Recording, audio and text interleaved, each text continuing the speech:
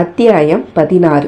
ஜாடி விழுந்து நொறுங்கியதும் அந்தகன் இங்கே இருக்கானா என சாரதி கேட்க அவள் திரும்பி பார்த்துவிட்டு இல்லை என்றாள். உன் கண்ணுக்கும் அவன் தெரிய மாட்டானோ சந்தேகமாக வினவியதும் அவள் இன்னதென்று விளங்கா பாவனையுடன் அவனை பார்க்க இப்போது அவன் வெடிச்சிரிப்பு சிரித்து, ஐயா இறந்ததுல நீ ரொம்ப குழப்பமான மனநிலையில் இருந்திருப்ப அஞ்சு. அந்த சமயத்தில் உனக்கு உடம்பு வேற சரியில்லாமல் போயிடுச்சு. அதுதான் உன் மனசு என்னென்னமோ கற்பனை பண்ணிக்கிச்சு. அந்த கண் யாரும் இல்லை, அவன் கற்பனை உருவம். அதுக்கு நீ உயிர் கொடுத்துட்டு இருக்க என்றதும் என்ன பைத்தியம் நினைச்சிட்டியா சாரதி என்றால் கோபமாய். அதுதான் உண்மை. அட பைத்தியமே, இதெல்லாம் எங்கேயாவது நடக்குமா? ஜாடி விழுந்துச்சேன்னு நீ கேட்கலாம், அது தற்செயலாக விழுந்திருக்கும். அதுக்காக அந்தகனோட வேலைன்னு நினைக்காத. இதெல்லாம் உன் மன பிரம்ம. போய் வேற வேலை இருந்தா பாரு. வந்துட்டா காதலிக்கிறேன்னு சொல்லிட்டு. அவளை எக்கச்சக்கமாய் குழப்பியவன் பின் ஆழமான குரலில், நிஜமான உண்மை எது தெரியுமா? திரு உன்னை காதலிக்கிறது தான். அவனுக்கு உன்னை எவ்வளோ பிடிக்கும்னு உனக்கும் நல்லாவே தெரியும். சின்ன வயசுல இருந்து உனக்கு தெரிஞ்ச உண்மை அதுதான்.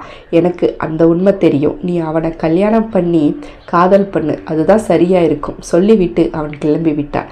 அப்போ அந்த வருடல் தேகத்துல நான் உணர்ந்த இறுக்கம் இதெல்லாம் கூட பொய்யா? அது எப்படி பொய்யா இருக்கும்? என் உணர்வுகள் பொய்த்து போக வாய்ப்பில்லையே. சோர்ந்து போய் அஞ்சனா அமர்ந்து விட்டாள். டே, ஏதோ பெரிய பிரச்சனை அஞ்சனாவுக்கு இருக்கும் போலடா. சாரதி உடனே திருவை சந்தித்து பேசினான். என்னடா சொல்ற? என்ன பிரச்சனை? அவள் காதலிக்கிறதா சொன்னது அவளை பொறுத்த வரைக்கும் உண்மைதான்டா. ஆனால் அந்த பையன் யாருன்னு கேட்டதுக்கு தான் நிறைய கதை சொல்றா. என்னதான் சொல்றா? அவளோட காதலன் பேர் அந்தகன். அவன் நம்மள மாதிரி சாதாரண ஆள் கிடையாதான், கந்தர்வனா. கந்தர்வன்? எப்படா? இவளுக்கு என்ன கிறுக்கா பிடிச்சிருக்கு? அந்த குழப்பம்தான் எனக்கும். எனக்கு தெரிஞ்சு அவள் ஐயா இறந்ததில் ரொம்ப பாதிக்கப்பட்டிருப்பான்னு தோணுது. எனக்கும் புரியுது. இப்போ என்ன தாண்டா பண்ணுறது? கல்யாணம் பண்ணு, அதுதான் சிறந்த வழி. உன்னோட காதல் கண்டிப்பாக அவளை எல்லா குழப்பங்கள்ல இருந்தும் வெளியே கொண்டு வரும். எப்படியோ ஒருத்தரை தயார் பண்ணி 2 பேர் ஜாதகமும் நல்லா இருக்குது, பொருத்தம் நல்லா இருக்குது, கல்யாணம் பண்ணி வைக்கலாம். உயிருக்கு எந்தவித ஆபத்தும் இல்லைன்னு சொல்ல வச்சுட்டேன்டா. அம்மா இப்போ வரைக்கும் நம்பாமல் தான் சுற்றிட்டு இருக்காங்க. இவ வேற இப்படி இருக்கான்னு எனக்கு பக்குன்னு இருக்கு. இவளை நான் எப்படி சரி பண்ண? நீ சொல்கிறத வச்சு பார்க்குறப்போ நான் நிறைய போராட வேண்டியிருக்கும் போலையே. அதெல்லாம் அவள் சரியாயிடுவா திரு, நான் பேசியிருக்கேன். அதான் கோவிலுக்கு போகிறீங்களே, அங்கே வச்சு உன்னோட திட்டத்தை வெற்றிகரமாக நடத்தி முடிச்சிடு. கண்டிப்பாடா, நீயும் வந்துடு. அன்னைக்கு வருவேன். நான் இல்லாமல் அஞ்சு கல்யாணமா? அதுவும் இல்லாமல் அதுக்கு முன்னாடி எனக்கு கொஞ்சம் வேலை இருக்குது. நான் அவகிட்ட இன்னும் உன்னை பற்றி எடுத்து சொல்லணும். நீ அவளுக்கு சிநேகிதன். அப்படித்தான் நம்ம பழக்கம் ஆரம்பித்தது. இப்போ நீ எனக்காக எவ்வளோ பெரிய விஷயம் பண்ணுற தெரியுமா? நான் உண்மையிலே உன்னை மறக்க மாட்டேன்டா சாரதி. அவளோட வாழ்க்கை நல்லா இருக்கணும், அதான்டா நான் உனக்கு உதவிகரமாக இருக்கேன். ஏன்னா நீ நல்லவன்டா. சரி வரட்டுமா என்று அவன் கிளம்பிவிட திருமணல் மேடு செல்லும் அன்று என்ன செய்ய வேண்டும் என்று அவன் மீண்டும் ஒரு முறை மனதுக்குள் சரிபார்த்து கொண்டான். உடல் எல்லாம் அதீத எரிச்சல். அதைவிட சித்திரகுப்தனின் மனம் எரிந்தது. அந்த எரிச்சலின் உச்சத்தில் பிரபு பிரபு என்று பின்னாலேயே சுற்றி கொண்டிருக்கும் எனக்கு இந்த தண்டனை தந்துவிட்டேன். இது சரியே இல்லை. எடுத்து சொன்னால் கேட்டுக்கொள்ளும் நிலையில் தாங்கள் இல்லை. காதல் கிறக்கத்தில் தாங்கள் எல்லாவற்றையும் மறந்து திரிகிறீர்கள். அதோடு என்னையும் தண்டித்து விட்டீர். இனி பிரபு என்ற பேச்சுக்கு இடமில்லை. நான் யமலோகத்தின் சித்திரகுப்தன். எல்லாரது உயிருக்கும் பாவ புண்ணிய கணக்குகளை எழுதுபவன். இன்று எனது கரங்களால் தங்களது பாவ கணக்கினையும் சேர்த்து எழுதுகிறேன். உங்களது காதல் உங்களது தனிப்பட்ட விஷயம்தான். ஆனால் அதில் பாதிக்கப்படுவது ஒட்டுமொத்த யமலோகம். இந்த யமலோகத்தின் நன்மை எனக்கு முக்கியம். ஆகவே நான் தங்களின் காதலை பாவத்தின் கணக்கில் எழுதி வைக்கிறேன். அந்த பாவத்திற்கான பலனை நீங்கள் இனி அனுபவிப்பீர்கள். எம் தேகத்திற்கு எரிச்சலை பரிசாக தந்தீர்கள் அல்லவா? அதுபோல் விரைவில் உமது தேகமும் அகமும் பற்றி எரியும். அந்த நெருப்பில் நான் குளிர்காய்வேன். என்னை உதாசீனம் செய்து விட்டீர்கள் யமனே. இதற்கான தக்க தண்டனை உமக்கு உண்டு. எந்த காதலால் எவரையும் மதிக்காது திமிராய் திரிந்தீர்களோ அந்த காதல் உங்களது கைவிட்டு போகும். அந்த காதலால் தாங்கள் அடைய போவது எக்கச்சக்கமான சாபமும் காயங்களும் மட்டுமே.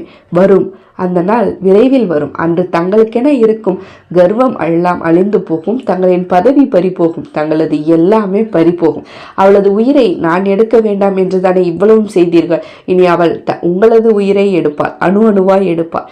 கண்கள் சிவக்க வெறியில் பேசிய சித்திரகுப்தனிடம் இருந்து விசுவாசமும் பாசமும் அவனை விட்டு அகன்று விட இப்போது முற்றிலும் வேறொருவனாய் மாறி நின்றான்.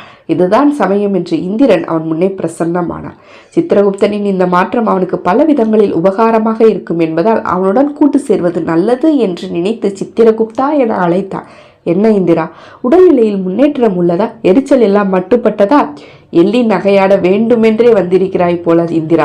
நான் பதில் பேசும் மனநிலையில் எல்லாம் இல்லை. உன்னை எள்ளி நகையாட நான் வரவில்லை, உதவி செய்யவே வந்தேன். உன் உதவி எனக்கு தேவையில்லை இந்திரா. சற்று பொறு சித்திரகுப்தா. யமன் சாதாரணமானவன் அல்ல. இதை சொல்லவா இந்திரலோகம் விட்டு யமலோகம் வந்தால் எரிச்சலை கிளப்பாமல் சென்றுவிடு. சித்திரகுப்தா, நாம் தந்திரமாகத்தான் யமனை வெல்ல முடியும். அதில் நீ சிறந்த கைகாரன் என்று எமக்கு தெரியும். ஆனாலும் எனக்கு உன் உதவி தேவையில்லை. பொறுமை இந்த தருணத்தில் மிகவும் அவசியம் சித்திரகுப்தா. அந்த அழகு சுந்தரியின் மீதான மயக்கத்தில் தானே அவன் நம்மை எல்லாம் கருத்தில் கொள்ளாமல் அவன் விருப்பத்திற்கு ஆடுகிறான். அந்த சுந்தரியே அவனை வெறுத்து ஒதுக்கும்படி செய்துவிட்டால் ஒன்றும் விளங்கவில்லையே. விளக்கி கூறுகிறேன், அந்த மானிட பெண்ணிற்கு யமன் மீது அப்பட்டமான வெறுப்பு. தந்தையின் மரணத்திற்கு காரணமானவன் அவன் என்பதா. அதனாலேயே உன் பிரபு தான் யமன் என்பதை மறைத்து அவளுடன் பழகி கொண்டிருக்கிறான். இவன் யமன் என்பதை அவள் அறிந்து கொண்டால் தன்னாலே அவள் வெறுத்து ஒதுக்கி விடுவாள். இந்திரா, உனக்கு பிரபுவை பற்றி தெரியவில்லை போலும். நினைத்ததை நினைத்தவாறு செய்து முடிப்பவர் அவர். அவர் நினைத்தால் அது நடக்கும், நடத்தி கொள்ளுவார். எண்ணெய் குளியல் நடந்த பிறகு உனக்கு வந்த ஞானோதயமா சித்திரகுப்தா? ஆனால் நீ வரிசையாய் அவனுக்கு சாபம் வழங்கி கொண்டிருந்தாயே. நான் சாபம் வழங்கியது உண்மை. அந்த சாபம் அவரை அலைக்கழிக்கப் போவதும் உண்மை. அதற்காக உன்னோடு கூட்டு சேர வேண்டும் என்ற அவசியம் எனக்கில்லை. பின்னால் இதை நினைத்து வருந்துவாய். நீயும் வருந்த போகிறாய். சென்றுவிடு இந்திரா. நீ எதற்காக இவ்வளவு இணக்கமாக பேசுகிறாய் என்பதை அறிந்தும் உன்னோடு அமைதியாய் பேசுகிறேன் என்றால் அந்த மரியாதையை காப்பாற்றிக் கொண்டு அப்படியே நகன்றுவிடு. சித்திரகுப்தன் முகத்தில் அறைந்ததை போல் பேசிவிட, முதலில் யமன் அவமானப்படுத்தினான், இன்று இவன். இதற்கெல்லாம் நான் திருப்பி பதில் தராது போவதில்லை என்று வன்மமாய் நினைத்து கொண்டு இந்திரன் அவ்விடத்தினை விட்டு நகர்ந்தான். சாரதி அஞ்சனாவின் நலம் மட்டுமே நாடுபவன். அவன் இதெல்லாம் பிரம்மை என்று கூறியதிலிருந்து அவள் நொடிக்கொரு முறை அந்தகா அந்தகா என்னும் பெயரை மட்டுமே உச்சாடனம் செய்து கொண்டிருக்கிறாள். நீ எப்படி அழைத்தாலும் நான் உன் முன்னே வரமாட்டேன் என ஒருவன் கண்ணாமூச்சி ஆடிக்கொண்டிருக்க அவளால் இதை ஏற்றுக்கொள்ளவே முடியவில்லை. அவள் அந்தகனின் மீது வைத்திருந்த நம்பிக்கை ஆட்டம் காண ஆரம்பித்தது. எது கற்பனை, எது நிதர்சனம் என்று புரியாத நிலையில் அவள் இருந்தாள். பலவீனமான நிலையில் நானே உருவாக்கிய கதாபாத்திரமா அந்தகன் இருக்காது. அவனை நான் கற்பனையாய் காணவில்லையே. அவன் என் மெய் கலந்தவன். இவர்களிடம் இது பற்றி சொன்னாலே நான் பைத்தியக்காரி என்று பட்டம் கொடுத்து விடுகிறார்கள். இருக்கட்டும் என நினைத்தவன் இப்போது சத்தமாய், அந்தகா, நீ கண்டிப்பா கேட்டுட்டு இருப்பேன்னு நினைக்கிறேன். இனி நான் உன்னை பத்தி எதுவும் பேச போறதில்லை. என்னை சுத்தி நடக்கிறத தடுக்க போறதும் இல்லை. என்னை கல்யாணம் பண்ணணும்னு நினைக்கிறதுக்கு என் பக்கத்துல இருந்து மறுப்பு வராது. நான் எல்லாத்தையும் அமைதியா ஏத்துக்க போறேன். நம்ம 2 பேருக்கும் இடையில காதல் இருக்குன்னு நான் நம்புறேன். அது உண்மையானதா இருந்தா கண்டிப்பா நீ என்னை உன்னோட சொந்தமாக்கிக்குவ. அதை நடத்திக்க வேண்டியது உன்னோட பொறுப்பு. ஏதோ ஒரு காரணத்துக்காக நீ விலகி இருக்கிறதா எனக்கு தோணுது. என்ன செய்யறன்னு புரியல. என்னை தவிக்க விடணும் தான் இவ்வளவும் பண்றியா? அப்படின்னா நீ அந்த முயற்சியில ஜெயிச்சுட்ட அந்தகா. நான் ரொம்பவே தவிச்சு போயிட்டேன். நீ இல்லாமல் என்னால் முடியலை. கண்ணு முன்னாடி வா அந்தகா. அவள் குரல் அறை முழுக்க எதிரொலித்து அடங்கியது. காதல் ஆசை யாரை விட்டது? அத்தியாயம் 16 நிறைவு பெற்றது. அடுத்த அத்தியாயம் விரைவில். நன்றி.